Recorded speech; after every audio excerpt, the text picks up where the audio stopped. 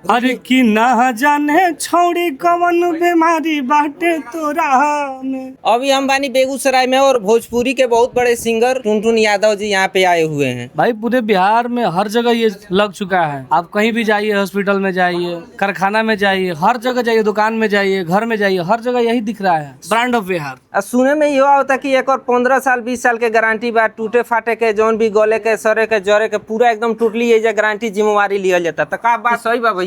बिल्कुल सही है भैया कि आप कौनो जगह से आएम नु तो बदल के दे हम खिड़की रौड़ा हमरा मुंह पे फेंक के जाए यदि खराब हो जाई तो। कितना बजट में ये हो जाए? सबसे कम बजट जैसे लोहा एल्युमिनियम लकड़ी चलता नु उससे कम बजट में यूपीवीसी दे हम कहनी है कि प्रधानमंत्री आवास में लागी उहो में लगाए। अच्छा ये तो हमरा यो पता लागल नु कि ये जे रहुआ ब्रांड एम्बेसडर एक और बन गइल बानी। जी बिल्कुल, आज से बानी भाई।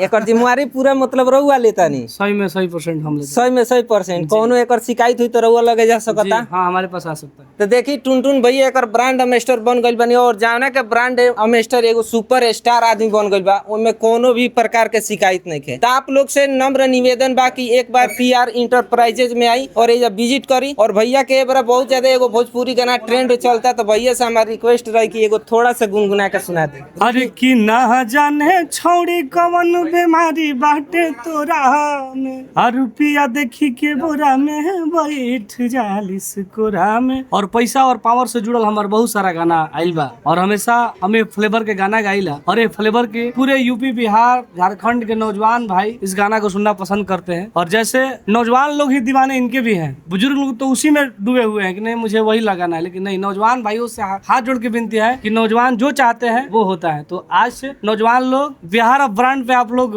भरोसा करिए और अपने अपने घरों में, अपने अपने ऑफिसों में इस दरवाजे और खिड़की का उपयोग करिए। अच्छा भैया एक और लोकेशन बता देना थोड़ा। बेगूसराय मेन ब्रांच हुआ जी। उसके बाद आप बेगूसराय में रतनपुर स्थित हमारी प्लांट है, पीआर इंटरप्राइजेज के नाम से गूगल करेंगे उस पे भी आ जाएगा। बाकी लोकेशन भैया हम बता रहे हैं बिहार के हर कोना में, हर डिस्ट्रिक्ट में आरा चल जाइए, छपरा चल जाइए, मोतिहारी चल जाइए, गोपालगंज चल जाइए, हर जगह पर फ्रेंचाइजी है, हर जगह पर ब्रांच है। तो चलिए एक से ज्यादा जानकारी चाहिए तो स्क्रीन पर नंबर चलता है, फोन लगा के ले सकता नहीं।